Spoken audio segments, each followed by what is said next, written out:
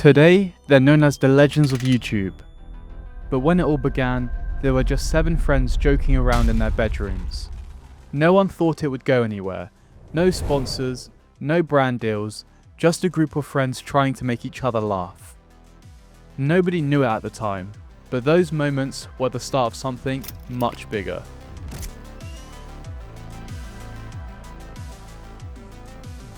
With over 130 million subscribers across multiple channels, the Sidemen have built far more than just a YouTube empire.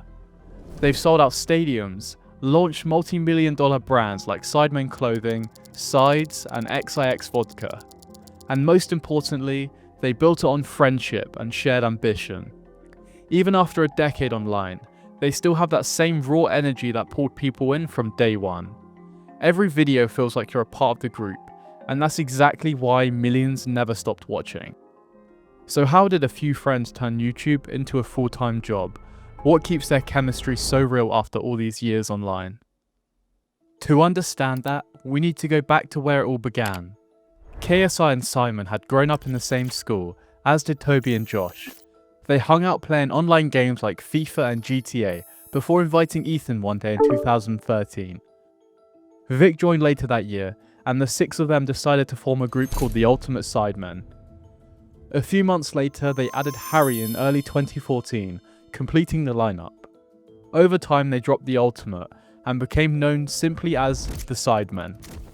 They weren't trying to form a business, they were just a bunch of guys filming themselves playing GTA, laughing at inside jokes and roasting each other. Fans loved every second of it, from the chaotic GTA races, from the moments where they would gang up on JJ for his voice cracks. Oh my god! If you want to be safe. Whoa! I'm so scared! What kind of you, KSI? I'm of you. Yeah, I wouldn't be as well, to be honest. Yeah, I wouldn't be. Hey yo, I just go in your room, beat you up. But one decision changed everything.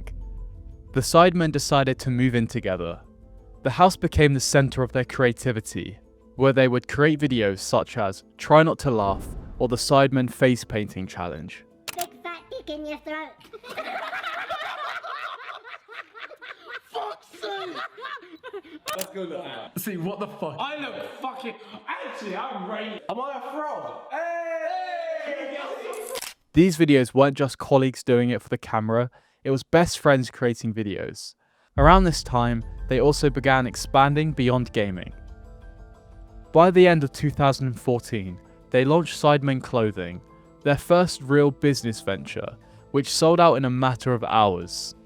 And while each member continued uploading on their personal channels, videos like KSI's Crossbar Challenge and Miniminter's Sidemen Patience Test proved their group dynamic worked across every format they touched. The only missing link was a home for their collective content. Managing a channel with 7 personalities wasn't simple, but after KSI noticed how another creator group, KYR Speedy Crew, was thriving, he saw the potential. The idea was too good to ignore. Months later, in May 2016, the official Sidemen channel went live. The launch was explosive, with a combined following of over 30 million subscribers and support from every member's fanbase. The channel hit 1 million subscribers in just 3 days, and that was a huge YouTube record at the time. Their debut video followed soon after, pulling in millions of views. Everyone watching could see it. But the Sidemen didn't just want to make viral videos, they wanted to make a difference. In 2016, they hosted the first ever Sidemen charity football match. What started out as a fun idea between friends quickly turned into YouTube's biggest live event. Thousands of fans packed the stadium, and millions more watched online as the Sidemen went up against YouTube All-Stars, a team of fellow creators. And he's taking around Poet, but Poet sees him off nicely. Spencer. Oh, the Poet's being skinned! Oh, and he skinned the killer! This is class! What is class? Oh! What a goal, son! That is class! Sign him up, Newcastle! I'll have him! Cue Wizzy He's not celebrates. good enough for me! On comes Minter, and they celebrate with him. That was a lovely That's what goal. I'm talking about. A beautiful lad. individual effort Beautiful. from FIFA Manny. Honestly. The event raised tens of thousands for charity, but more importantly, it proved that the Sidemen weren't just content creators, they were entertainers. The charity match soon became a tradition, growing bigger every year, and showing just how far their growth had come. Within 6 months, the Sidemen were everywhere. They'd released a book, gone on tour, and crossed 1.8 million subscribers, numbers that would have been unimaginable just a year earlier. But success, especially when it happens fast, doesn't come without a cost. The long filming hours, the constant uploads, and the pressure to keep outdoing themselves began to take a toll. What had started out as fun between friends was now turning into a full-time job, and eventually the cracks began to show. In 2017, KSI travelled to Los Angeles. At the time, he was working on music for his new EP, Space, which included tracks like Transforming.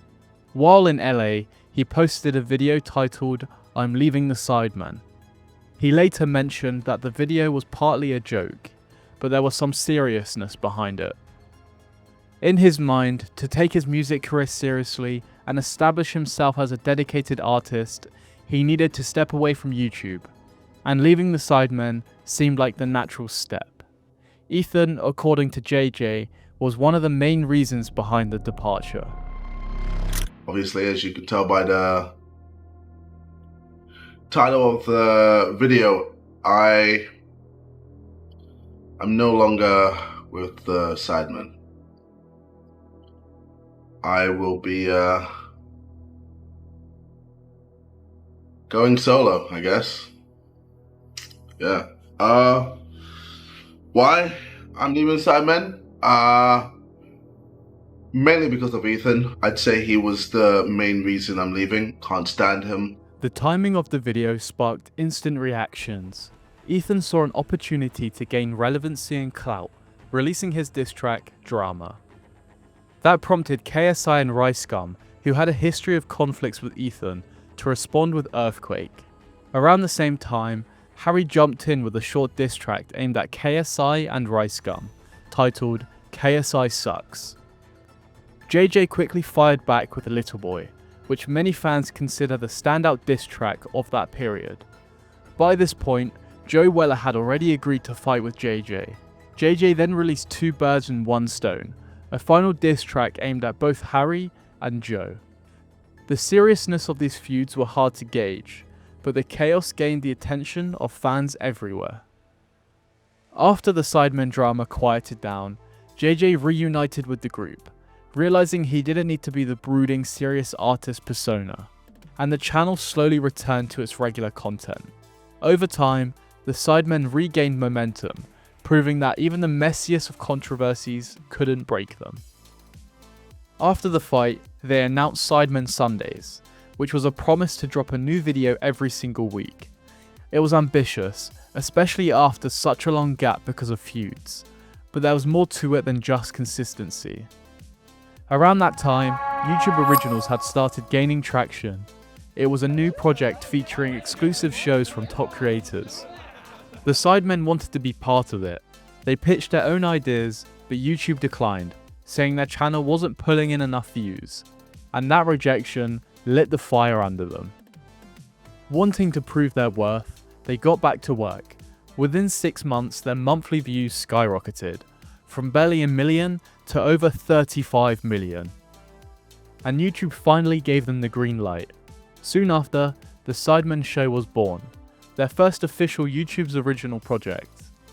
While the series itself didn't redefine their channel, it accomplished something bigger. It got them back into the rhythm.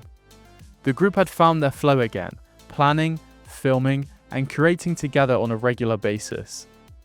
Their weekly uploads became a tradition, one that fans looked forward to every Sunday. By mid-2019, the Sidemen had become unstoppable. Their subscriber count had just surpassed 5 million, and with the release of Tinder in Real Life, their dominance was officially cemented. Audiences immediately connected with it. Within weeks, the video spread far beyond their usual fanbase, reaching millions who had never watched a Sidemen video before. The group's monthly viewership jumped from 35 million to 85 million, then doubled again shortly after. For the first time, it felt like they weren't just YouTubers, they were something else.